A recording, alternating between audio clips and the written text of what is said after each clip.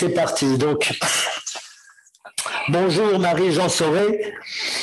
Merci d'avoir accepté cet échange pour notre espace YouTube consacré aux questions que le médico-social se pose actuellement, notamment la place des parents dans le champ consacré aux différentes difficultés, aux diverses difficultés que rencontrent les enfants et les adolescents de notre époque, la place des neurosciences, place prise au détriment de la causalité psychique, pour le dire très vite, ainsi que les incidences des nouvelles technologies dans l'attention des plus jeunes, voire des moins jeunes, et les différentes explications que l'on peut en avoir au regard de l'économie psychique.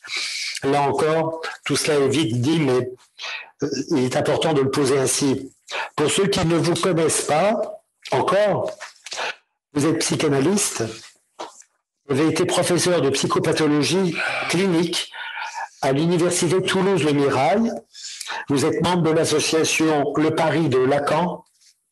Parmi vos différents ouvrages, je citerai L'effet révolutionnaire du symptôme, paru aux éditions RS en 2008, La bataille politique de l'enfant, toujours aux éditions RS 2017, et le dernier en date, La révolution a eu lieu, paru au mois de janvier 2021 aux éditions Le Retrait. Alors bien entendu, nous vous laissons l'initiative de rentrer dans cet échange par la porte de votre choix et je vous passe tout de suite la parole. C'est à vous. D'abord, je vous remercie de cette invitation et de l'attention que vous portez à ce que je peux essayer de dire. Je vous en remercie. Je ne sais pas trop par quel bout rentrer dans ce que j'ai juste entendu là de la façon dont vous présentiez les questions qui peuvent nous rassembler. J'ai retenu cette mise de côté, on pourrait dire, de la causalité psychique, juste pour dire que nous ne vivons pas hors du monde. Je veux dire, le succès de l'explication neurodéveloppementale au détriment justement de la causalité psychique, la tentative d'effacement de la psychanalyse ne viennent pas sans raison sur le devant de la scène. Et on peut voir d'ailleurs un signe supplémentaire de ce glissement-là qui s'est opéré, peut-être depuis que Lacan a promu la causalité psychique, mais depuis Freud, bien sûr, depuis longtemps, dans le fait que la loi s'en prend de plus en plus aux institutions d'accueil. Vous en savez quelque chose justement dans tout ce qui touche au CMPP, aux institutions. Plus récemment, là, il y a ce projet d'ordre des psychologues. Ça vous touche peut-être moins en tant que professionnel, mais la logique, on voit qu'elle est. Elle est de. Et puis d'ailleurs, il y a un arrêté qui est sorti par ailleurs, qui fixe le contenu de l'expertise psychologique et bien sûr la place comme telle d'une clinique orientée par la psychanalyse n'y figure pas. Là, et on se dit, mais qu'est-ce qui se passe? Il y a quelque chose comme comme un mouvement d'éradication des dispositifs d'accueil de la singularité. Alors, je ne sais pas, là, pour moi, les raisons remontent loin. Hein. Elles remontent d'une part à tout ce qui a présidé à la naissance disons, de ce qui nous régit aujourd'hui socialement, le néolibéralisme. C'est d'une part la science moderne a promu un certain type de savoir comme général, mais la science, c'est la science, hein, c'est-à-dire un savoir qui vaut pour tous les objets de même type et pour tous ceux qui s'en enseignent. C'est-à-dire c'est un savoir certain, exact, vérifiable, réfutable, objectif, qui ne doit pas porter la trace du sujet qui le fabrique. Bon, c'est comme ça. Et d'autre part, il y a la forme opératoire de la science, ce qu'on peut appeler la technoscience, disons, qui a épousé le marché et pour promouvoir, ou ce qui en est sorti, c'est cette promotion, on va dire, du système capitaliste. Et pas seulement le système capitaliste, parce que nous n'habitons pas un système, mais le lien social qui nous permet d'y survivre. C'est ça notre niche écologique à nous, c'est l'habitat et l'engagé. Hein. Alors le système, lui, bon, on le sait, il marche à l'économie, il est tout calcul, toute évaluation, en tout cas dans l'état où il arrive aujourd'hui. Et comme terme comparatif, il ne connaît que la valeur argent. Mais c'est ce qu'il induit dans le discours qui pose problème, le règne du tout évaluation. On peut dire qu'il détisse toutes les ontologies, c'est-à-dire tous les savoirs euh, à la fois irréductibles à la science et avec lesquels on essaye de répondre de notre rapport au monde, on essaye de répondre à la question de ce qu'on est, de donner un sens. Bon, la science, elle fournit des explications, pas de sens, pour dire les choses.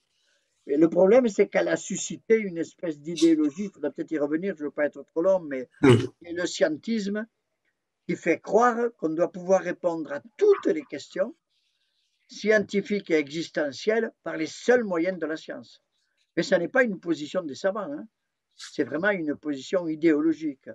Alors le discours, ce qu'on appelle le discours capitaliste, c'est ce qu'on a inventé pour habiter avec ce système et il pallie, on pourrait dire partiellement, mais surtout il masque cette défection des valeurs, des idéaux, et il exige non seulement une mutation du savoir, mais une anthropologie idéologique ad hoc avec laquelle nous, en quelque sorte, nous, entre guillemets, nous devons nous penser. Je dis entre guillemets parce que c'est pas, il n'y a pas besoin d'en être, on n'en est justement pas conscient, on est plutôt formaté. Là, les savoirs doivent, autant que faire se peut, mimer la science. Bon, je définis comme ça le scientisme qui prétend que le capitalisme explique qu'on va tout expliquer, tout fabriquer et permettre de jouir de tout et de toute compréhension, de rien qui reste en dehors de la comprenette. Et cette nouvelle anthropologie, je crois qu'elle imagine un individu potentiellement sans trou dans le savoir. Pour moi, c'est un élément important, c'est-à-dire potentiellement sans inconscient. Ce qui d'ailleurs, au sens strict, alors peut-être il faudrait le montrer, mais fait de notre époque une époque de passage à l'acte ou d'acting out. Parce que ce qui ne peut pas se dire, ben, c'est jouer. Le désir naît du fait, bien sûr on le sait, que le sujet reçoit sa structure de la structure du langage, le langage qui introduit le manque parce qu'il est incapable de saisir le réel dont il parle. Donc le désir est transformé en besoin qui lui est susceptible d'être comblé sur le marché. Ça promet ni plus ni moins que, on pourrait dire, que la mort du sujet.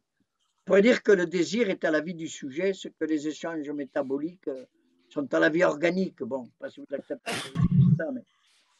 Et l'humain répond à la question de ce qu'il est d'habitude en s'inscrivant dans une généalogie. C'est ce qu'il avait inventé de plus efficace. Je ne peux pas saisir le réel de ce que je suis, mais je peux me dire fille ou fils de X et Y.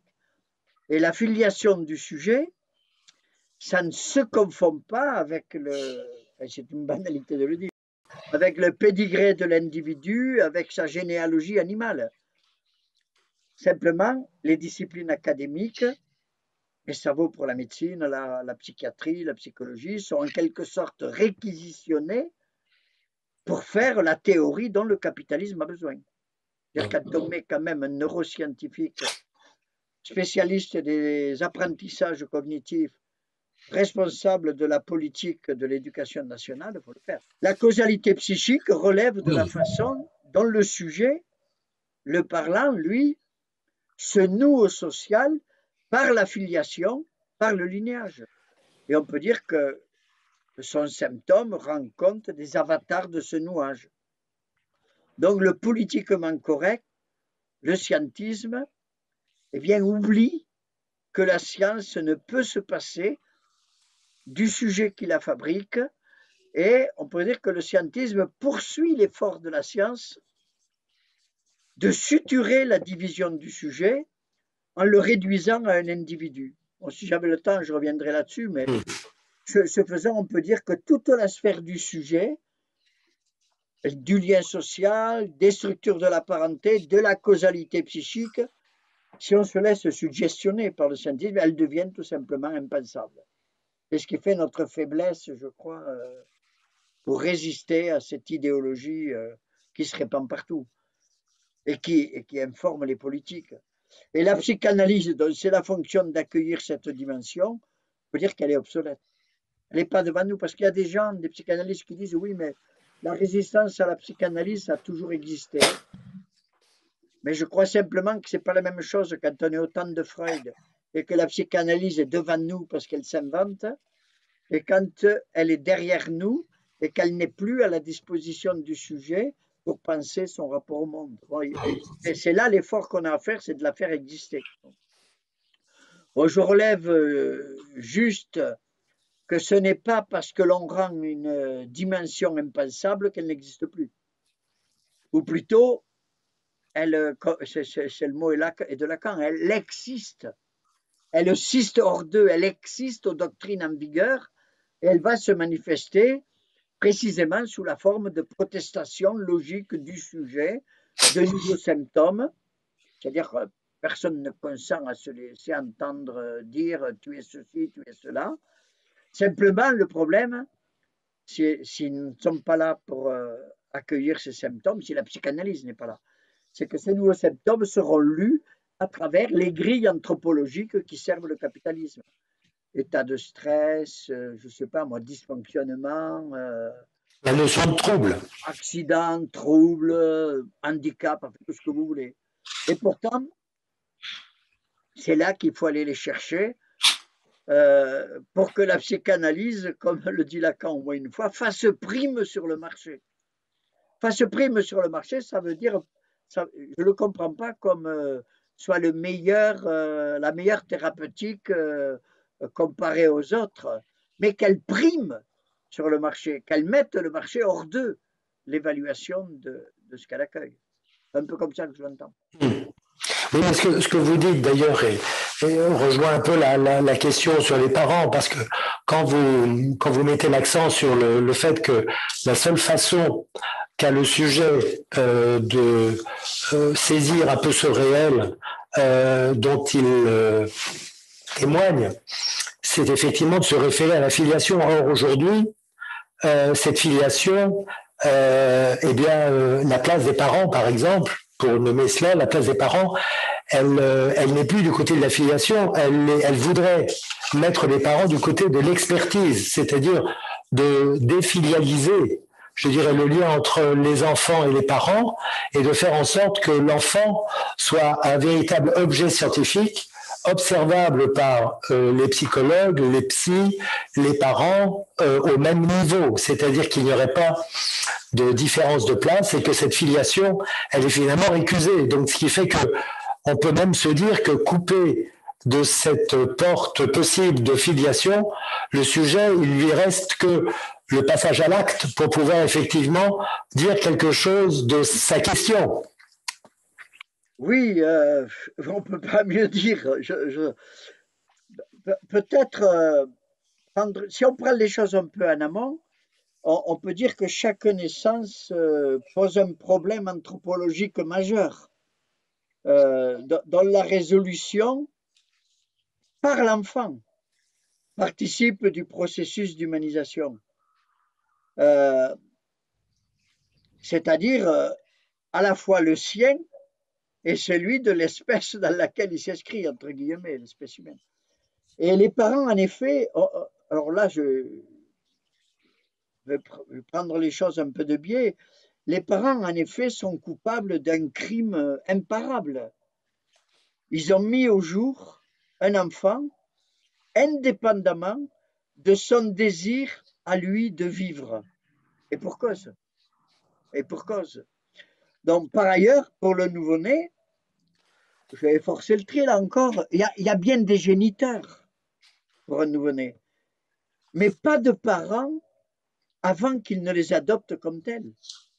Je veux dire, c'est un aspect de Totem et Tabou où Freud porte cette structure à la dimension du mythe. La horde primitive se reconnaît fille de la bête qu'elle érige en père primordial, mais une fois celle-ci morte, elle, elle n'a jamais su qu'elle était père. Alors, bon, on sait qu'il y a un réel enjeu, puisque c'est cette histoire qui ne cesserait pas de se répéter avec l'Oedipe. Si chaque enfant doit prendre sur lui la mort de la bête, c'est increvable. C'est qu'il y a quelque chose du réel du père qui est increvable. Ça, c'est une des grosses questions pour nous. Alors après, les membres de la Horde se considèrent comme frères et sœurs. C'est cette structure qui introduit l'humain dans un habitat langagier organisé par les structures de la parenté que l'interdit de l'inceste fixe. Mais avec l'effacement de la dimension subjective, tout cet édifice devient impensable et, comme vous le rappeliez, d'un certain point de vue, inutile. Je me rappelle d'un interview il y a très très très longtemps dans le Nouvel Obs, je crois, où je crois que c'est Anzieux ou les Bobici, je ne saurais pas dire, qui était interviewé par un journaliste qui lui demandait de lui expliquer le DIP. Et lui ramenait le DIP à un processus développemental. Il se passe ceci à tel moment, il se passe ceci à tel moment. Et donc, à la fin, le journaliste lui dit mais écoutez, je vois bien les étapes, donc je les reconstruis là, mais finalement, à quoi ça sert? Et c'est vrai que si on n'adopte pas ce point de vue par lequel le sujet s'inscrit lui-même dans le procès qui le fait humain, on ne comprend rien. On a remplacé la causalité psychique par une détermination développementale.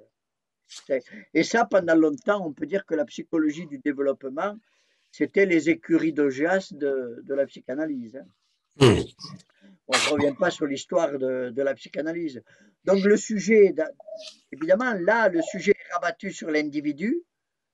La famille n'est plus un espace de transmission des conditions d'humanisation, mais c'est un lieu d'apprentissage, de conditionnement, nécessaire à ce que l'animal humain se comporte bien, au sein non plus d'un lien social, mais quasiment d'une biocénose, enfin d'un groupe biologique. Les parents doivent alors être des coachs, des experts ou des experts. Et d'ailleurs, c'est bien vrai qu'ils ont une longue expertise de leurs enfants. On voit ce que ça donne dans les associations de parents qui deviennent spécialistes de telle ou telle pathologie. Mais la dimension humaine, moi, c'est pas qu'il faille écarter les parents de l'affaire, mais c'est qu'il faudrait écarter le coach. Moi, je me rappelle enfin, c'était en contrôle, quelqu'un m'avait amené un cahier qu'une mère, dans lequel une mère de quelqu'un qui était adulte à ce moment-là, autiste, dans lequel elle avait résumé ce qu'elle notait depuis sa naissance tous les jours de sa vie. Et cette femme était sage-femme. La femme qui avait... eh bien, les premiers mots du cahier, c'était cri de point normal. Et moi, je pense qu'aucune mère ne dit il crie, c'est normal. Elle interprète le cri comme le signe d'un sujet. Je ne dis pas que c'est la faute de cette mère, mais je dis simplement que là, on voit se diviser l'experte de la mère. Et que c'est un des problèmes. Comment lui rendre. Ceci dit, elle a passé sa vie à courir derrière son enfant, hein, cette femme. Alors, ce processus se double du fait, je crois que l'enfant, mais vous l'avez dit, est envisagé comme un bien. J'ai un appartement, un bon copain, un bon métier. Maintenant, il me faut l'enfant, dont il est légitime de jouir. Et bon, je ne veux pas insister sur les dérives criminelles dès lors que l'interdit de l'inceste n'est plus supporté par la loi symbolique. L'enfant est envisagé comme un bien, voilà, après les autres biens et avec les autres manifestations du standing. Alors, à dire vrai, c'est facilité par le fait que de toutes les façons, l'enfant doit être reçu dans le fantasme des parents, et on devrait dire, et être adopté par eux à son tour. Les lois du langage, c'est vrai qu'elles facilitent la plus grande tâche que l'enfant doit réaliser néanmoins. C'est Freud qui le dit dans son article sur le roman familial du névrosé. Le plus grand pas que l'enfant ait à faire pour la société, ben, c'est quitter la famille. C'est sortir de la famille. Bien sûr, pour se rendre à ces rendez-vous avec la sexualité, le savoir, l'engagement, les autres, etc. Et on sait d'ailleurs que c'est la sexualité qui, à l'adolescence, le fait sortir, lui fait faire le mur, si je puis dire, et pas l'initiation, qui dispense précisément d'un appui, ou pas les apprentissages, qui dispense d'un acte, qui dispense l'enfant de l'acte par lequel il s'émancipe. Bon, et là, je crois qu'on a aujourd'hui la conséquence de ce dérèglement dans le fait que les points d'appui de la structure que l'enfant devrait emporter avec lui quand il quitte la famille, on peut dire que d'un certain point de vue, ils sont ou inconsistants ou on a l'impression absents. Il faut qu'ils mettent du sien pour aller les fabriquer, quoi, pour aller les chercher. Ça ne veut pas dire qu'il est nécessairement psychotique ou je ne sais pas trop quoi. Ça veut dire qu'il y a un travail à faire là, en effet. Alors, ça se manifeste dans le décrochage scolaire, ça touche au rapport au savoir, dans les phobies, ce qu'on appelle à tort les phobies sociales, ça touche au rapport à l'autre, dans la dépression, ça touche, c'est une sorte d'anorexie quant aux objets qui ne sont jamais les objets du désir, cause du désir, dans les déclenchements divers, parce que bien sûr, il ne dispose pas du génie de sa structure immédiatement, qui lui permet, s'il est névrosé, de faire fond sur le symptôme, sur son orientation sexuelle, sur... bon, c'est-à-dire, il y a quelque chose, c'est Lacan qui caractérise le discours capitaliste par la forclusion de la castration. Ça ne fait pas des psychotiques, mais ça ne facilite pas la façon dont le sujet va s'orienter vers son choix sexuel. Donc je considère, moi, quand même, que la démultiplication des gens qui ne sont pas à l'aise dans leur rapport sexuel, et y compris en particulier les enfants, c'est plus où on a l'impression que le choix de la jouissance, le rapport à la jouissance, il y en a autant que de sujets, sans passer par l'appui qu'on pouvait trouver sur la castration, qui est d'ailleurs mal comprise. Bon, là, il faudrait peut-être revenir là-dessus. C'est quelque chose qui est plutôt un symptôme de ce que vous notiez comme avatar dans lequel, si on se laisse prendre dans le discours dominant, on est pris. Et je crois aussi qu'on pourrait mettre en série l'accrochage à de nouvelles formes pseudo-mythiques capables de rivaliser avec la science. Ça va des religions scientistes qui ont quand même pas mal de succès, ou radicalisées d'ailleurs, à des idéologies elles-mêmes radicalisées, le complotisme, le survivalisme, le fascisme, le décommunautarisme, mais même certains types d'économisme, d'écologisme ou de politique de droite et de gauche. Simplement, elles deviennent radicales et elles s'affichent avec une espèce de certitude. Je crois que les addictions aussi à des produits qui se présentent comme des tentatives de souder le désir au besoin, tout en révélant d'ailleurs la faillite de l'entreprise, ou bien les addictions à des machines, où on se branche sur un autre de synthèse qui ne trompe pas, lui, et qui permet de jouir dans des jeux divers en se coupant ou en organisant un certain type de relation aux autres. Bon, ça, c'est la version, je donne la version un peu la pire, mais ça s'inscrit dans une logique, je crois. Bon, il faudra ajouter à cela donc l'état du monde que nous abandonnons à nos enfants. Donc pour le coup, j'ai rien dit de ce qu'on pourrait faire. Hein. Mais d'un côté, une idéologie qui promet de guérir de la mort. Moi, je crois même que les publicités qu'on fait pour ne pas mourir, enlever toute trace du vieillissement. Je crois aussi la promesse d'une transformation transhumaniste des individus qui ne débarrassent Oui, c'est énorme. D'un autre côté, la perspective d'une crise sans précédent. Enfin, perspective, elle est là, hein, climatique, sociale, politique, économique, et qui pour la première fois, comme le dit Pierre-Henri Castel, dans Le mal à venir, je sais plus comment, je crois que ça s'appelle comme ça, c'est un ouvrage qui fait que la mort est inscrite dans un temps historique, mais enfin, quel message on donne à nos enfants? Vous voyez, on est en train de leur dire, mais enfin, pourquoi s'attacher à vivre si la perspective est celle d'un monde sans enfants? Est-ce qu'on aime vraiment les enfants? Moi, c'est une question que je traîne depuis un moment, mais vous voyez, et le suicide, du coup, puisqu'il semble que beaucoup d'adolescents, là, ils s'y soient laissés aller, c'est c'est pas simplement un effet de la dépression ou de la pression, etc. Est-ce que c'est pas le seul acte que un des seuls, disons, on va dire, que nous leur laissons en propre, dont ils demeurent responsables? Là, personne ne peut le faire à sa place pour se dérober à un pareil destin. Parce que moi, ce qui me frappe quand même, c'est que beaucoup de ceux que j'ai pu rencontrer ne voulaient pas mourir. Ils voulaient échapper à la situation qu'on leur fait. Alors, est-ce qu'il n'y a pas quelque chose à faire, en effet, pour élargir la palette d'actes du sujet?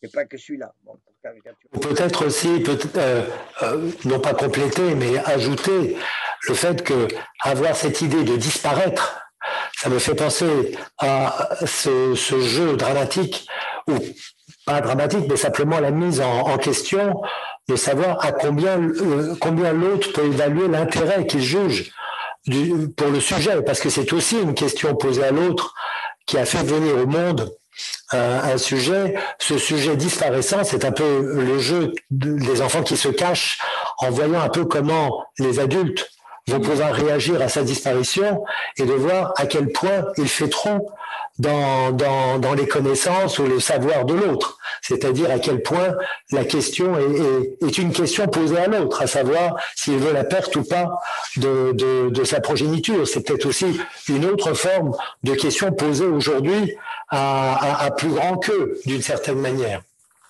Je trouve très intéressant parce que le même symptôme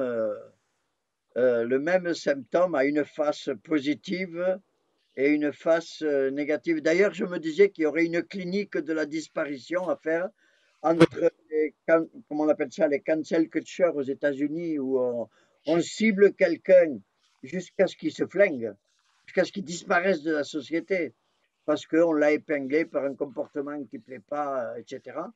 Ou bien au Japon, ces gens qui d'un coup disparaissent. Absolument. Ils vivent dans des quartiers sans téléphone, sans carte bleue, sans rien, en ayant quitté des professions fantastiques, c'est-à-dire vivant dans un monde parallèle. Je trouve qu'il y a des symptômes là qui arrivent dans ce monde pour lui échapper, auxquels on devrait. Évidemment, ils ne vont pas voir le clinicien.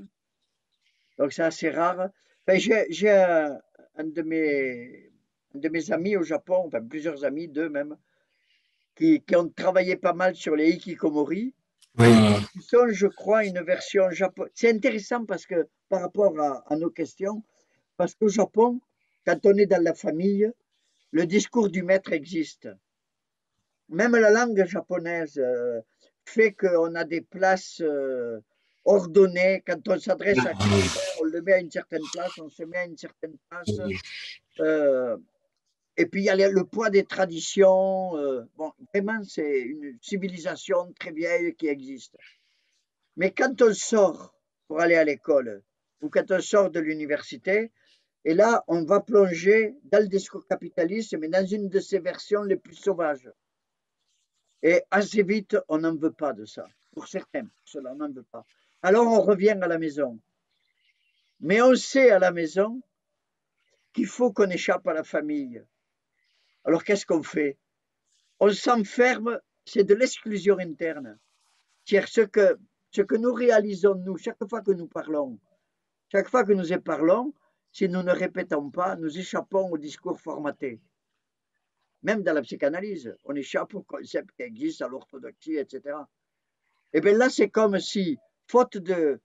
Il y a quelque chose du sujet qui n'arrive pas à parler, alors on s'enferme dans une pièce en se coupant, dans la maison, en se coupant de tous les autres de la maison, éventuellement sans ordinateur, sans rien, avec un seul bol de riz, et ça pendant des années. Pendant des années. Je crois que chez nous, ça ne peut pas exister parce que on n'a pas ce poids de la tradition. Mais je me demande si les phobies, qu'on appelle les phobies scolaires, le retrait scolaire, les décrochages, ou les phobies sociales, ne sont pas nos modalités à nous de retrait social. Hikikomori, c'est ça, c'est un retrait social à l'intérieur de la famille où on se retire de la famille. Je crois qu'il y aurait quelque chose à ça qui nous permettrait de repérer un peu mieux comment les sujets se débattent contre la logique néolibérale, mais quand la psychanalyse ne vient pas, ou quand il n'y a pas de dispositif pour rendre la main au sujet. Excuse-moi, peut-être quand même, moi, je voulais dire quelques mots sur... tu disais tout à l'heure de manière très juste que le discours du capitaliste vient masquer les choses. C'est pas pareil de dire ça vient masquer que ça vient suturer, hein, par exemple. Parce que pour moi, ce qui est très important dans ton message, bon, c'est une lecture un peu globale comme ça, avec une lecture des effets du discours du capitalisme sur les subjectivités individuelles. Mais c'est le fait que, au fond, tu dis, bon, mais qu'est-ce qu'on va répondre à ça, en sachant que comme clinicien, on va avoir affaire à des enfants, des adolescents, des adultes qui peuvent arriver dans un cabinet d'analyste ou dans un cabinet de psy en général, comme si au fond quelque chose était recouvert de cette problématique. C'est comment arriver à travailler avec leur dire sur ce qui pourrait venir faire faille pour eux quand ils ne sont plus pris totalement dans l'avalanche au fond, d'une absence de subjectivité, c'est-à-dire quelque chose qui vient comme l'éradiquer. Alors, je te dis ça parce que ça me paraît important, parce que quand tu dis comment la psychanalyse peut venir primer sur le marché, c'est la façon dont, comment dire, à l'échelle de nos travails dans les séances, on peut arriver à travailler ça. Mais ce qui est terrible, c'est que, au fond, c'est comme si cette hyper-hégémonie du discours du néolibéralisme sauvage, qui est de plus en plus qui s'accentue, ne permet pas de donner des conditions pour les subjectivités individuelles de justement venir se creuser. Alors moi, j'avais cette expression de pseudo-structure de la division subjective pour dire qu'il y a des effets de complétude et puis aussi des effets de décomplétude. C'est ça ce que j'ai. Bon. Mais ce qui me paraît intéressant, c'est qu'au fond, toi, tu te fares de cette analyse, mais au fond, tu n'es pas sans dire qu'il y a une symptomatologie, alors que ce soit sur le mode occidental ou une symptomatologie sur un mode au Japon, c'est différent, etc. Ça veut dire que malgré tout, les lois de la parole et du langage sont toujours là. C'est-à-dire qu'elles ont beau être, on a l'impression que c'est recouvert par le discours du capitaliste allié au scientisme qui est son instrument, mais malgré tout, le sujet, il reste divisé. La question que ça pose pour moi, c'est comment dès lors que socialement la division n'a plus sa place, n'est plus reconnue, comment on est pris dans un mouvement où le réel, je dirais, je pensais à la question de Lacan là, sur le réel prend le mort aux dents. Là. Le réel prend le mort aux dents, c'est une façon pour moi d'entendre. Il y a toujours du réel, de manière globale, mais il y a toujours un réel propre à un sujet. Et comment le discours du capitaliste laisse entendre, au fond, que ce réel, en même temps, il ne veut strictement rien en savoir. Et pourtant, ça a des effets de réel où les subjectivités individuelles sont comme, comme subverties dans leur division par l'affaire. Je ne parle pas des patients psychotiques, etc., mais c'est un mouvement général. Alors, ce qui est compliqué, c'est comment combattre pour la psychanalyse, qui est le discours par essence le plus antipathique au discours du capitaliste, comment combattre quelque chose qui n'est plus politiquement correct, qui est du côté de ces expertises à tout prix, comme tu disais, des savoirs centraux. Et il me semble que ce qui devient inaudible, tu disais la psychanalyse est obsolète, C'est-à-dire qu'on est, on est un certain nombre voilà, à être travaillé par ces questions, mais comment faire quand les appareils d'État se saisissent de ces questions sur un mode où eux-mêmes adhèrent totalement du fait du néolibéralisme à ce scientisme. Comment faire pour qu'on puisse rester des cliniciens sans devenir sans arrêt des experts? Comment faire pour que les familles ne soient pas promues au statut d'expertise, comme dans le décret, là, qui est complètement assez dingue? Et cette résistance-là, c'est ça qui m'est compliqué. Parce que on a l'impression qu'il peut y avoir des effets individuellement, chez d'ailleurs beaucoup d'analystes, de combattre cette affaire, mais comment se faire entendre ou comment ne pas engendrer des confusions? Par exemple, tu parlais des histoires d'interdit de l'inceste.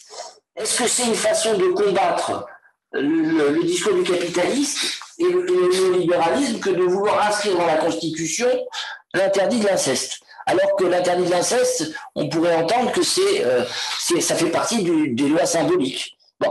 Et pourtant, il y a un certain nombre d'analystes, pour des bonnes et des mauvaises raisons, il ne faut pas critiquer, qui souhaitent aussi mettre ça dans la Constitution, comme c'est le cas, par exemple, avec Pommier et avec les gens de la Fondation européenne, dont certains que je connais. Mais ça me paraît ne pas répondre analytiquement à l'affaire et en même temps essayer d'arrêter que le réel prend le maire aux dents, quoi. Enfin, je ne sais pas comment faire, quoi. Enfin, excuse-moi, c'est pas des commentaires, hein, mais... Non, je partage je crois, enfin, les grandes lignes de ce que tu dis, Louis. Enfin, je me fais plusieurs remarques, mais je ne sais pas si elles aident à avancer.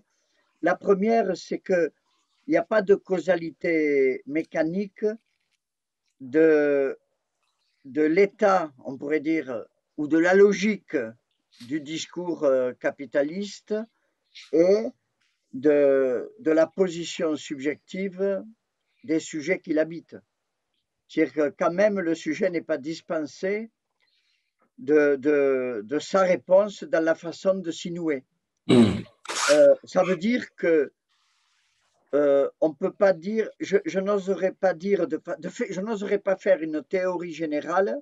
Le discours forclos, la castration, dit Lacan, mais elle est forclose dans le discours. Elle n'est pas présente. Il disait ça aussi de la théorie de la bête à deux dos d'Aristophane. Il n'y a pas de castration. Je crois qu'il l'a dit d'autres discours. Il l'a dit pour le petit Hans, puisque la névrose infantile n'a pas accouché, on pourrait dire, de la castration. Eh bien, la castration n'existe pas encore pour le petit Hans. Bon, des choses comme ça. Donc, on pourrait trouver des tas d'exemples, mais ça ne veut pas dire que le sujet qui va venir, lui, est privé de l'appui de la castration. Ça veut dire que il doit en retrouver l'appui. Autrement dit, il y a des sujets pour lesquels retrouver cet appui est possible et d'autres non. Ça ne nous change pas. D'un certain point de vue, ça ne nous change pas. Je ne suis pas sûr, c'est une question peut-être qu'il pourrait discuter à un autre moment, mais qu'il n'y a pas plus de psychotiques qu'avant. Peut-être il y en a beaucoup plus qui se voient. Là, par contre, il y a un vrai problème sur lequel, là aussi, on pourrait revenir. Parce que je pense quand même que c'est ce que dit Lacan, bon, je vais le dire comme ça, dans le séminaire RSI, à un moment donné, il évoque, il dit, mais voilà, si on a 3 personnalités paranoïaques et il les représente chacune par un nœud de trèfle. Et si s'en rajoute un 4e, qui est nœud paranoïaque, personnalité paranoïaque, personnalité. Il dit, eh bien, le nouage, si c'est vraiment ça le nous, borroméennement, il est forcément névrotique. Moi, j'en déduis que dans la névrotisation du lien social, c'est une vieille thèse chez Lacan, ça. Il a pu le dire au début du transfert, je crois, que la société faisait des névrosés, qui faisaient un travail de culture pour retrouver une voie vers la jouissance, ça fabriquait des perversions, ça obligeait la société à refouler, il avait un schéma comme ça. Bon, mais ça a l'air de vouloir dire que si aujourd'hui on voit beaucoup de psychotiques, c'est peut-être bien qu'il y a quelque chose de névrosé ou en tout cas les névrosés font pas leur boulot pour le lien social. Je, je force le trait, mais je le dis comme ça. Et ils ne le font pas peut-être du fait de cette forclusion de la castration par le discours capitaliste. Bon, il y a tout un nœud de données qu'il faudrait examiner. Alors moi, après, quand même, si on consent à la suggestion néolibérale, c'est-à-dire si on va dans la pente du scientisme, c'est sûr que le modèle qu'impose l'anthropologie dominante, c'est pas celui de la division du sujet. Une sorte de schizophrénisation, parce que il y a plusieurs points qu'il faudrait examiner. C'est une sorte de schizophrénisation parce qu'il n'y a rien à faire. Les pulsions, c'est pas parce que tu peux les faire marcher ou pas qu'elles ne marchent pas. Donc ça revient dans le réel, ça pour le coup. Et il y aurait d'autres choses à examiner, et notamment le fait qu'à partir du moment où le capitalisme, c'est une chose que je n'ai pas rappelé tout à l'heure, mais le capitalisme, il exploite la structure du sujet. Il exploite le fait qu'il soit désirant pour l'enrôler sur le marché. Et surtout qu'il soit jouisseur. Et il exploite, j'allais le dire, C'est la grande longueur. il exploite le surmoi. Jouit. De sorte que le capitalisme, c'est un système de prédateurs. Oui. En rien. Donc le problème pour nous, c'est de voir la prédation déserter, pas déserter, avoir contaminé l'économie et la politique, mais nous la voyons dans la culture, et nous la voyons jusque dans la psychanalyse, et nous la voyons partout, dans la religion. C'est-à-dire le laisser venir à moi les petits-enfants, tu vois un peu ce que ça peut donner. Bon, vous voyez un peu ce que ça peut donner. C'est terrible, c'est-à-dire que là où Freud voyait le travail de culture, le travail de sublimation, eh bien là, même ces valeurs-là sont partiellement défaites par cette logique. Alors je crois néanmoins, et après tout l'époque le montre, mais c'est ce que tu dis d'un certain point de vue, que il me semble qu'on le comprendre comme ça. On peut quand même, la protestation du sujet, elle est logique. Elle n'est pas subjective au sens de je me sens mal, tu me tapes sur le doigt, ça me fait mal, je te casse la gueule. C'est le réel du sujet qui fait éclater, quelles que soient les représentations avec lesquelles tu veux l'étouffer. Ça se dompte pas socialement, quoi. Ça peut pas se dompter par un système sociopolitique, ça, totalement.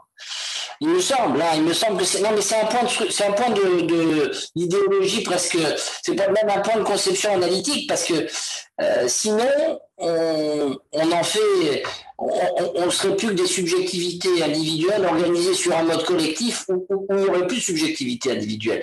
Alors ça, oui. Pardonne-moi de t'avoir coupé, je partage ce que tu dis. Je veux dire, moi je dis souvent ça, le pire des capitalistes qui rentre chez lui le soir, il veut un bon repas, bien cuisiné, et il veut pas manger fast-food. Il va devant sa télé, il veut un bon film. Il veut pas une série de merde. Il veut une bonne série, il y en a des bonnes. S'il écoute de la musique, il veut que ce soit un musicien qui l'ait fait. Même si l'instant d'avant, il a dit que la culture, c'était inessentiel. Même ça. Ça veut dire qu'on a un allié, même là où on n'y pense pas. La protestation logique du sujet, elle est logique. Donc ça, il faut qu'on invente la façon de faire fructifier cette alliance, si je puis dire, avec ce réel qui proteste. Après, je dis juste un mot. J'ai été sollicité par des gens proches là, du projet qui consiste à qui voudrait mettre dans la Constitution l'inceste.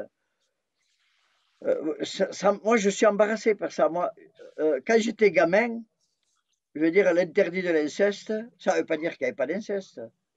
Le problème, d'ailleurs, c'est pas qu'il y ait de l'inceste ou qu'il n'y en ait pas. C'est qu'on ne sache pas que ce soit un inceste. C'est-à-dire qu'on s'en fout qu'il n'y ait plus de barrière. C'est ça le problème. Donc, ce n'est pas la loi qui va le mettre. L'inceste, il est porté par l'inscription du sujet dans le symbolique. Donc, j'ai peur qu'en inscrivant ça dans la loi, ça soit la loi qui le porte et que le sujet en soit dispensé.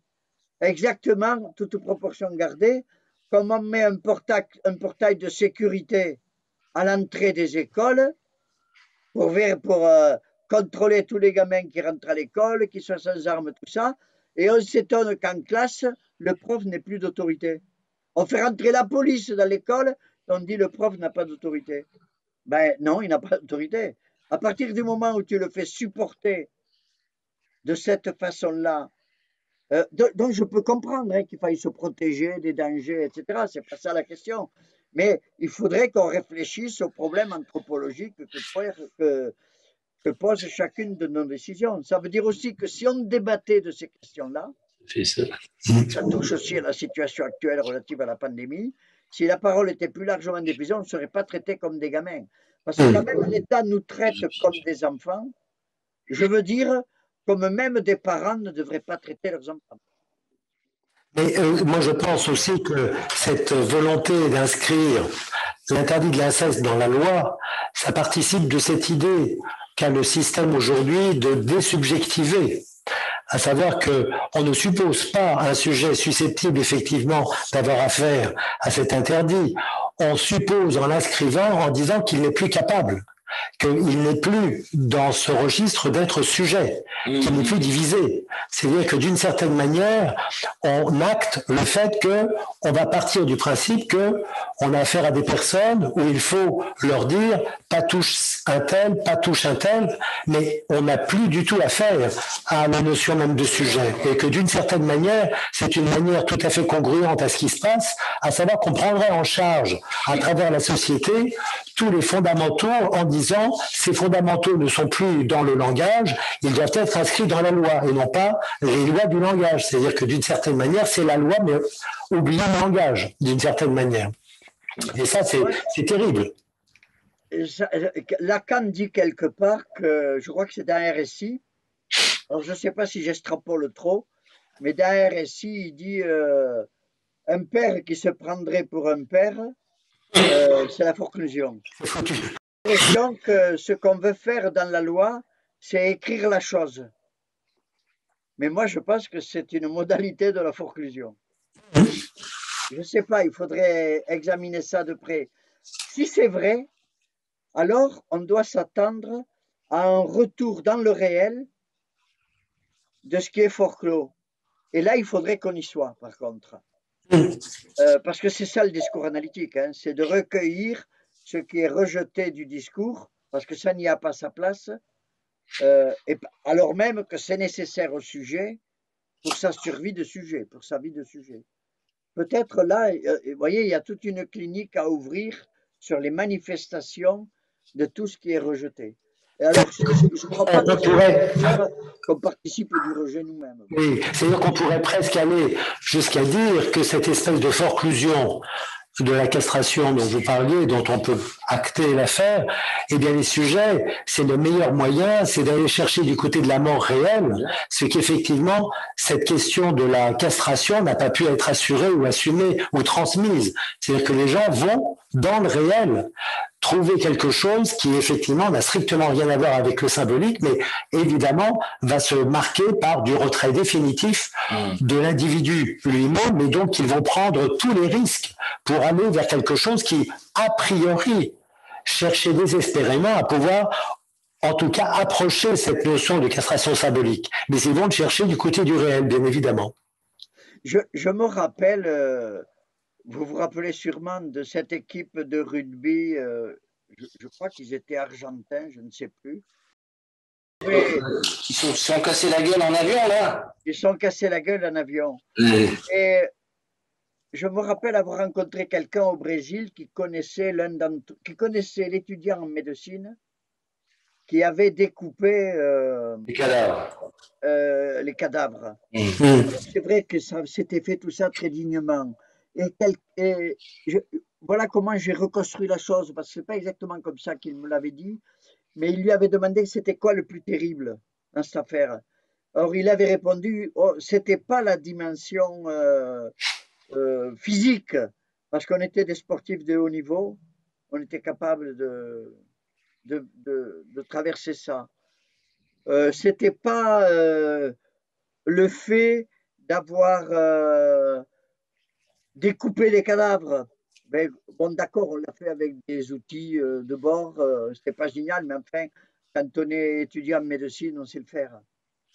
Ça n'est pas non plus de, de devoir sa survie à des gens qui sont morts.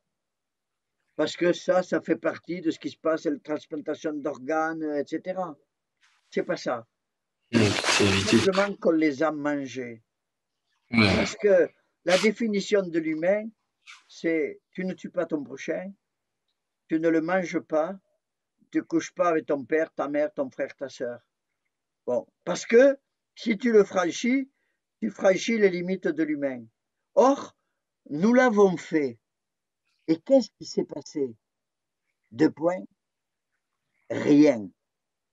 C'est ça le terrible. C'est-à-dire que la limite de l'humain, ce qui nous définit, c'est une construction. Nous n'avons que ça. Si nous la défaisons, nous perdons le sens même de ce que nous sommes. Moi, pour moi, c'est assez exemplaire du problème anthropologique qui se pose pour nous.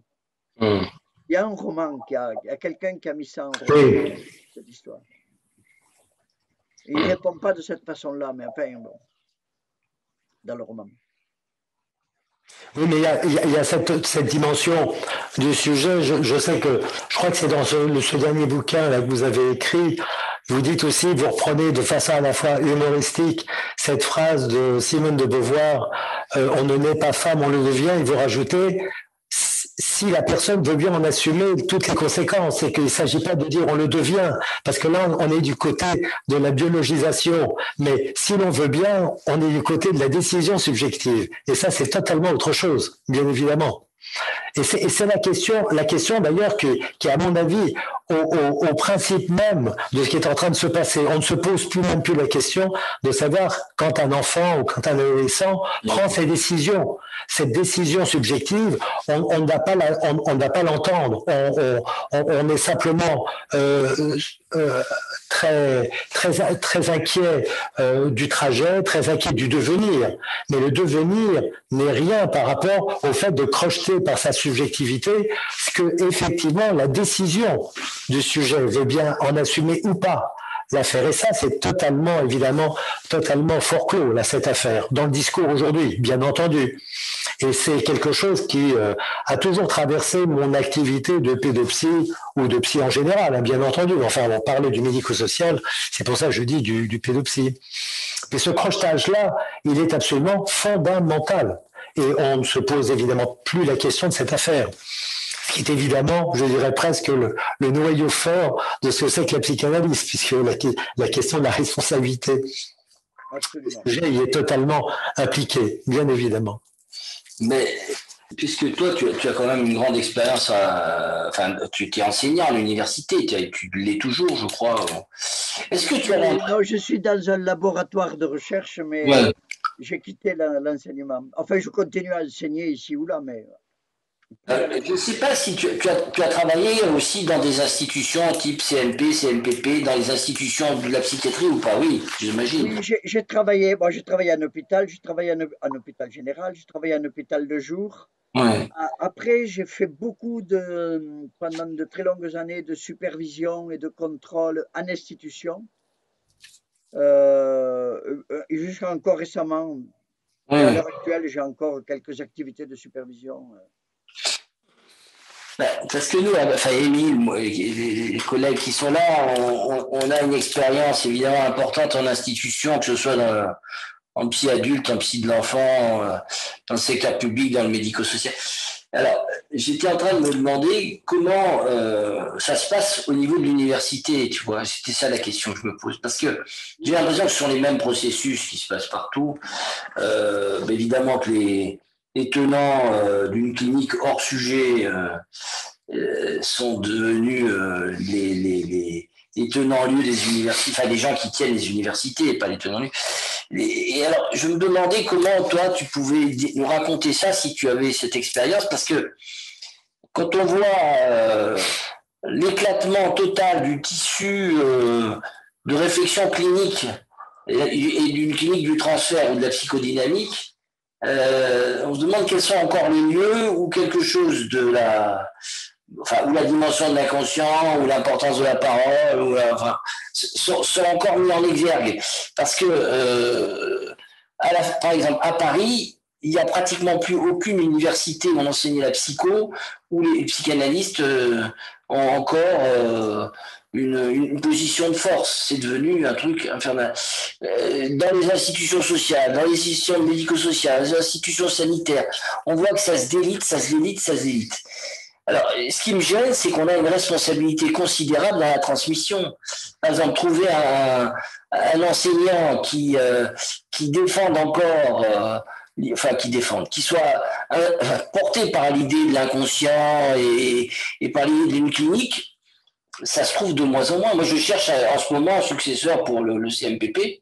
J'ai peut-être trouvé quelqu'un d'ailleurs, un jeune type. Et je m'aperçois qu'il y a des jeunes cliniciens qui sont intéressés. Vraiment, ça s'entend, même des patients qu'on peut recevoir. Simplement, il y a quelque chose qui leur est barré, y compris pour faire carrière dans des institutions, parce que ça n'est pas politiquement correct et ça devient inaudible. Et ça, je trouve que c'est très grave, parce que du coup, c'est tout le tissu social, c'est tout le tissu de la société qui est touché. Et je trouve qu'en 20 ans, en 30 ans, on voyait déjà les choses comme ça progressivement à la fois perdurer et de plus en plus s'accentuer. Mais là, j'ai vraiment l'impression qu'on arrive de plus en plus dans des impasses. Et ça revient à ta question de tout à l'heure. Je suis obsédé par cette idée-là. C'est comment faire pour maintenir une certaine subversion dans le discours du capitalisme pour que on ne soit pas totalement englouti. Comment faire, comment résister à ça? Et je trouve que c'est une responsabilité colossale pour les gens de notre génération. Enfin bon, voilà. Là, il faudrait faire un bilan subtil, parce que à Paris, il existe encore plusieurs départements de psychanalyse. Bon, il y a celui qu'il faut mettre à part peut-être de Paris 8, qui est comment il s'appelle, enfin, le département de psychanalyse. Non, c'est à Saint-Denis avec Miller, ou bien tu veux dire Didon? Oui, le département où était Miller. Oui. Je ne sais pas qui le dirige aujourd'hui depuis que les Miller sont partis. Je sais qu'il y a Christian Alberti, il y a des tas de gens. Bon, il y a des gens. Dans les départements je crois que les universités de Diderot, alors je ne sais pas leur nom exactement là. Hoffman, Christian Hoffman. Ils sont tous disponibles. Christian Hoffman est parti, Petit Benslama est parti, Alain Vanier vient de partir. Oui. Et eux avaient des positions de force, et il y a derrière des gens, Thierry Lamotte et d'autres. Je cite Thierry Lamotte parce que c'est quelqu'un qui a fait sa thèse, entre autres avec moi, avec Sophie de Mijola et avec moi. Et bon, donc il existe comme ça des poches actives, de même à Rennes encore, où il y avait Jean-Claude Maleval et d'autres qui sont partis. À Toulouse,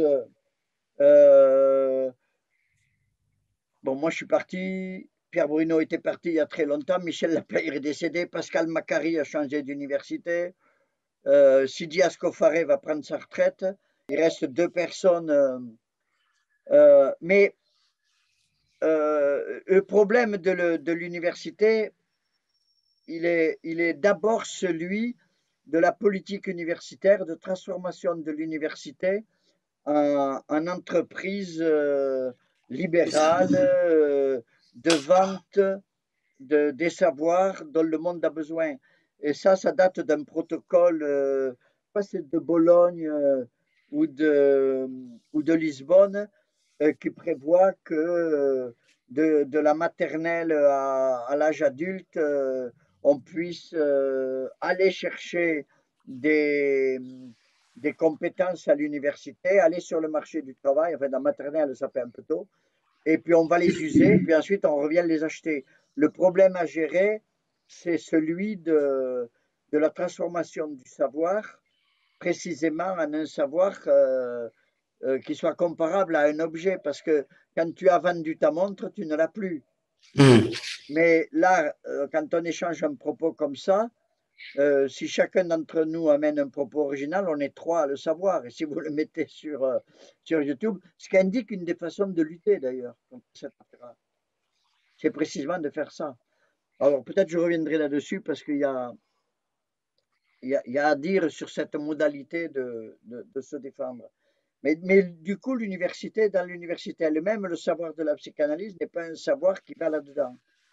Le problème, c'est que la psychanalyse, à part à Paris 8 et peut-être, je ne sais plus si c'est... Diderot. Comment? Je crois que Paris 8, c'est Diderot, et puis il y avait Saint-Denis à une époque. C'est pas Diderot. Je sais, je déclare Diderot, je sais. Diderot, Paris 8, ouais. Mais où il y en a un qui était plutôt freudien, entre guillemets, et l'autre plutôt lacanien. À part ces foyers, et même eux d'ailleurs, appartenaient pas Paris 8, mais appartenaient à ce qu'on appelle le Conseil national des universités, qui a été dissous, de, de psychologie. Donc, C'est ça. de la psychologie. C'est-à-dire, ça dispense des diplômes de psychologie. À Toulouse, c'est en psychologie. À Rennes, c'est en psychologie. À Besançon, c'est en psychologie. À Marseille, c'est en psychologie. Nice, c'est en psychologie. Là, des foyers où il existe quelque chose. Et, et la psychologie, elle a ses critères qui sont les exigences de publications scientifiques, etc., des tas de choses qui disqualifient nos publications, qui disqualifient ce qu'on fait, etc. Donc, on a beaucoup de mal à respecter les canons universitaires qui conviennent à une certaine conception du savoir. Et si j'ajoute à ça le fait qu'une partie de nos collègues sont tout à fait d'accord pour essayer de collaborer à une psychopathologie expérimentale, on le voit d'ailleurs, il y a un bouquin de quelqu'un que je connais bien, que j'aime bien, qui a écrit chez RS un ouvrage sur l'intérêt l'intérêt scientifique de la psychanalyse et qui compare avec toutes les psychothérapies et qui fait appel à tous les... Comment? Visentini. Je l'ai entendu, Gwenaël Visentini, c'est ça, l'efficacité de la psychanalyse. Je crois que c'est Pascal Keller. Ah non. Pascal Keller et Landman. Excusez-moi, je suis un peu... Non, Landman et Pascal, oui, Landman, il a fait un truc comme ça. On l'a invité, à Stop DSM, il a invité, comment il s'appelle, Gwenaël Visentini, qui a essayé de restituer toutes les études qui ont pu pour montrer l'efficacité de la psychanalyse depuis 1917. Et je ne savais même pas que ça existait, tu vois. Mais en même temps, alors ça, rentrer dans quel engrenage? C'est la question que ça pose, évidemment. Dans ma vie et la psychanalyse, je crois que c'est dans ma vie et la psychanalyse que quelqu'un amène des études comparables à Freud. Et Freud dit c'est très bien, mais ça n'a rien à voir avec la psychanalyse. Et c'est ça. Et là, ça touche à ce point. C'est quoi le réel de la psychanalyse? Si le réel de la psychanalyse, c'est ce qui fait la singularité du sujet, ce réel-là ne s'attrape pas par les moyens du calcul. C'est le réel du sujet qui fait la science et dont la science se constitue qu'à l'éradiquer. Dès lors, il n'est pas scientifique de vouloir attraper le réel du sujet par les moyens de la science. Alors, ceci dit, pas scientifique. Ceci dit, monsieur Visentini, il a fait un travail, moi j'en ai lu une partie pour essayer de restituer comment se déclarer des comment ça s'appelle, les BM là, les études médicales, les bases de médecine. Evidence-based medicine. Mais on voit bien que si tu utilises les mêmes arguments, tu n'es plus dans la psychanalyse. Et pourtant, moi je vois bien, je vous le dis, mais à Stop DSM, ça a été discuté comme un usage intéressant pour montrer que la psychanalyse a toute sa place aussi bien que l'ensemble des autres thérapies puisqu'elle aurait la même efficacité. Mais si on rentre dans ces armes-là, on n'est plus dans la psychanalyse. Ça reste évidemment entre nous. Ça relève de l'administration de la preuve scientifique de Dieu. Si on y arrive, on n'a pas besoin de Dieu. Moi je n'avais pas besoin non plus. Je voulais juste faire une remarque latérale parce que j'ai un certain nombre de... Bon, en psychiatrie, vous connaissez sûrement la situation mieux que moi. À Toulouse, il y a quelques années, j'avais été sollicité par un collègue qui est prof de psychiatrie, qui est psychanalyste, et pas du tout de mon orientation, avec qui on ne se parlait pas. et qui était devenu à ce moment-là quasiment un ami, parce que la seule personne chargée d'enseignement de psychanalyse dans le premier cycle de psychiatrie, dans les premières années, c'est un gars qui s'appelait Benesto à Toulouse et qui avait écrit sur les mensonges freudiens. C'est une des références d'André dans son idole freudienne là. Mais par contre, je connais quelqu'un, un psychiatre qui est aujourd'hui psychanalyste, en libéral, et qui avait fait son internat dans un service de neuropsychiatrie. Et quand il a fini son internat, ils n'ont pas voulu le laisser partir. Ils lui ont demandé de rester. Et il est resté, il continue à travailler. Il est d'ailleurs surchargé de boulot. Et ce qui est assez étonnant, c'est que les neuropsychiatres du service et du département, qui sont dans l'evidence-based medicine, ne comprennent rien à ce qu'il fait. Mais ils continuent à lui envoyer des gens. C'est-à-dire que c'est une modalité de creux. Alors moi, je pense qu'on a inventé. Moi, j'ai longtemps été hostile à l'université privée.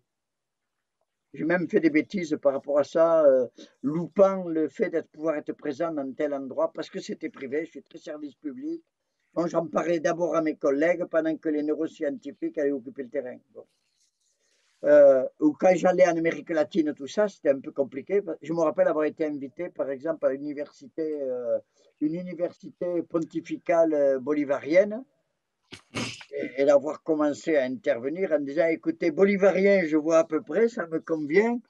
Pontifical, j'ai beaucoup plus de mal, donc je vais m'adresser aux révolutionnaires. Bon. C'était assez marrant, mais c'était l'université, je crois que les jésuites y avaient été très présents, et ils ont été très présents dans les luttes d'émancipation, hein, les luttes révolutionnaires d'Amérique latine. C'était une boutade. Mais en même temps, je crois qu'il faut arriver à inventer les dispositifs, et j'ai des collègues dans d'autres disciplines qui ont les mêmes problèmes que nous, notamment en philosophie, certains. Alors c'est étonnant parce qu'on a plutôt comme lacanien, on regarde la philosophie plutôt comme un bouche-trou. Or, ce n'est pas tout à fait le cas pour certains aujourd'hui. Et puis surtout, dans ce qu'on appelle l'économie sociale et solidaire, qui est combattue par les économistes. Au Mirail, ça s'appelle Jean Jaurès d'ailleurs au passage aujourd'hui, l'université. Et il y a un département d'économie sociale et solidaire dont les profs appartenaient aux mêmes commissions de sélection des profs que la High School of Economy of Toulouse, c'est-à-dire du prix Nobel Tyrol, c'est-à-dire prix Nobel Tyrol, malgré qu'il ait fait la théorie qui nous a valu 2008, hein, quand même, au passage. L'effondrement de 2008, ça n'empêche pas d'avoir le prix Nobel. Enfin, il l'avait avant, je crois, il me semble. Il faudrait regarder les dates. Mais quand même qui est tout à fait hostile à ce que les gens chez nous aient des carrières normales. Donc avec ces gens-là, on a fait un master commun de philosophie, d'économie et de psychanalyse. On fait valoir la question du sujet. Parce que ce sont des économistes qui sont capables de dire ce que dit Marx, ou ce que dit Porcheret, par exemple, dans les économistes atterrés. L'économie est une idéologie, c'est pas une science. Il y a des gens comme Barbara Stiegler qui est à Bordeaux, qui effectivement s'occupe de philosophie, je crois, de santé. Je crois elle est dans ce département.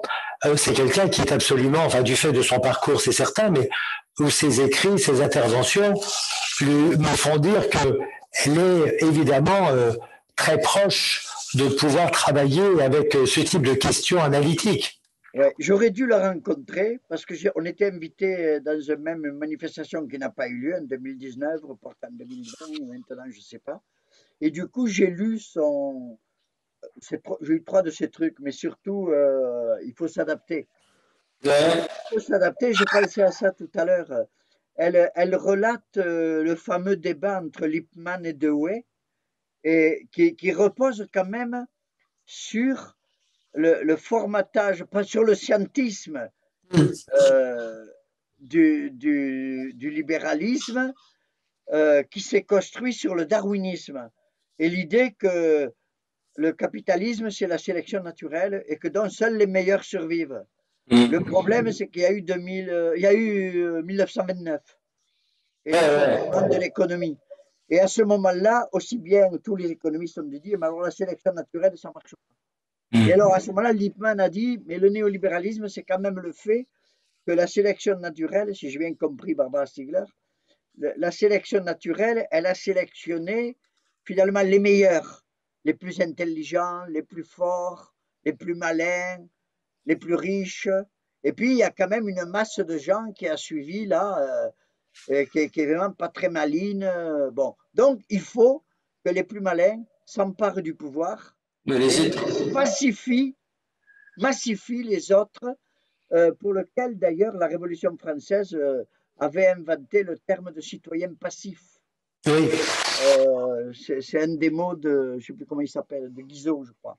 Le citoyen passif, c'était les femmes et tous ceux qui n'avaient pas l'argent, qui ne pouvaient pas payer le sens pour participer à la vie publique. C'est la même conception. Et donc l'idée, c'est que la démocratie, elle est que pour les riches, quoi. Puis les autres, il faut qu'ils servent le système. Et face à ça, Dewey fait une remarque, il est tout aussi scientiste. Par contre, il a lu Freud, puisqu'apparemment, il se réfère aux pulsions freudiennes. Mais Dewey, il dit, attendez, c'est un raisonnement foireux.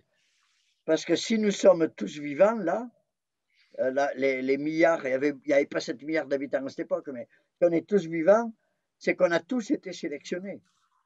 Donc, on est aussi bons les uns que les autres. Donc, les différences entre nous, ça exige précisément qu'on contribue à l'intelligence collective. C'est-à-dire que tous les savoirs doivent être mis à la disposition de chacun. Et que, justement, la démocratie, ça ne peut pas être un État confisqué par quelques-uns. Et il y a eu de gros débats, des colloques de Lippmann, à Paris aussi, je crois. Mais on voit bien aujourd'hui que c'est Lippmann qui a gagné. C'est ça le problème. On est lippmannien. Macron est absolument lippmannien. Quand il te dit le premier de cordée. Et ça ruissellement. La théorie du ruissellement. La théorie du ruissellement. Moi, je dis qu'elle est vraie, la théorie du ruissellement. Personnellement, j'y crois. Sauf qu'elle ne va pas dans ce sens. Absolument. Elle va de la poche à la bourse. Absolument. Je vous fais remarquer que dans l'époque actuelle, il n'y a pas eu un appel à la solidarité à la bourse. On aurait pu arrêter la bourse, prendre les milliards de là et les mettre là. On aurait sauvé les entreprises, sauvé les foyers, etc. Non, on a payé les dividendes des EHPAD, on vient de payer les dividendes des labos, des milliards de labos, on fait des bénéfices de la spéculation sur les labos, et on continue à crever dans les EHPAD ici. Absolument. C'est inouï, comme dit Sandra Lucbert, personne ne prend les fusils. Vous avez lu ce bouquin de Sandra Lucbert? Ça s'appelle Ne pas prendre les fusils. Elle relate le procès Orange, où il y avait plein de suicides. Et ça part d'une phrase du PDG, je ne me rappelle plus comment il s'appelle. Les juges, les témoins, les avocats, le procureur, tout le monde essaye de lui dire mais enfin, quand même, vous avez fait mourir des tas de gens. Et lui, il dit mais attendez, non, il fallait gagner des millions. Et pour gagner des millions, il fallait les faire partir, il fallait les croiser, il fallait qu'ils s'en aillent. Oui, il dit c'est dommage les suicides. Et là, on s'attend à une phrase humaniste. Il dit, c'est dommage les suicides. Ils ont gâché la fête. Eh oui. Écoutez, je pense qu'on va, si vous en êtes d'accord, on va peut-être arrêter sur cette chute qui est plutôt bienvenue, qui donne un peu la tonalité de notre échange. En tout cas, Marie-Jean Sorel, merci beaucoup de ce temps passé avec vous. Je pense que cet échange, il mériterait d'avoir des prolongements, bien évidemment, mais en tout cas, moi, ce que je peux dire, c'est que là, puisque je suis un lecteur de votre dernier livre, moi, j'invite les gens, évidemment, à le lire avec beaucoup d'intérêt, parce que vous posez cette question absolument capitale. C'est ce qui est effectivement, moi, un de mes moteurs, c'est de savoir comment une fois qu'on sait cela, une fois qu'on ne peut plus effectivement se cacher derrière ce petit doigt, comment faire pour que ça puisse, d'une certaine manière, enclencher un mouvement dans les faits qui puisse effectivement dépasser, je dirais, ce que de plus en plus les gens sont au courant de cette affaire. Et vous parliez tout à l'heure, hors moment, c'est cette espèce d'archipel qui est en train de se faire, où ici et là, il y a des mouvements très intéressants concernant la Terre, concernant en tout cas les façons d'aborder les sujets climatiques. Je pense qu'il faut aller vers des convergences, peut-être pas des luttes, mais convergences de ces archipels pour créer un mouvement, je dirais, qui ne passe plus par les canaux officiels, qui sont, à mon avis, totalement percés, et qui nécessite qu'on puisse inventer ensemble une autre manière de fédérer, de faire rejoindre ces archipels-là. En tout cas, Marie-Jean Sorel, merci beaucoup des travaux que vous avez faits avant et de ceux qui sont à venir, bien entendu. Encore, merci beaucoup. Salut. Merci. Merci. Qu'on fasse une journée de travail sur son bouquin. Là. Oui, j'aurai le temps de bien l'éplucher. Merci à vous, mais l'archipel, c'est la seule réponse finalement positive à la question de Louis sur ce qu'on peut faire. Ouais. Oui, absolument. Alors, moi, je suis malheureusement... tu vois, l'histoire du décret, là, récent, pour moi, c'est un décret déterminant. L'histoire du décret des psychologues, c'est un décret déterminant. Parce que ça a une implication dans les institutions, parce que du coup, ils vont embaucher que des psychologues formatés. Neuropsychologues. Et ça a un effet dans notre pratique en libéral. Parce que si tu suis un enfant, eh ben, la famille peut exiger un certain nombre de choses. Et c'est la porte ouverte à une absence de liberté, d'inventivité, c'est vraiment, pour moi, c'est un tournant majeur. Hein. Ce décret qui n'a l'air de rien, il me semble que c'est un tournant. Y compris assurantiel. Y compris assurantiel, en fait. Bon. Et judiciarisation. Bon, en tout cas, bon. Voilà, plein de choses à dire. Bon, en tout cas, j'espère vous revoir bien vite. Ah oui. Parce que on ne se laisse pas. Et puis, il y a des convergences a priori entre votre démarche et la mienne et la vôtre, bien évidemment. Je vous dis au revoir. Je me tais, mais je me sais. Je sais que tout à l'heure, je serais frustré. Je me dis, on aurait dû parler de ça. Bon, mais t'inquiète pas. Mais... C'est beau parce que moi, vraiment, ça me nourrit. Merci. Merci à vous. Bon. Au revoir. À bientôt. Il est génial, hein, il est sympathique.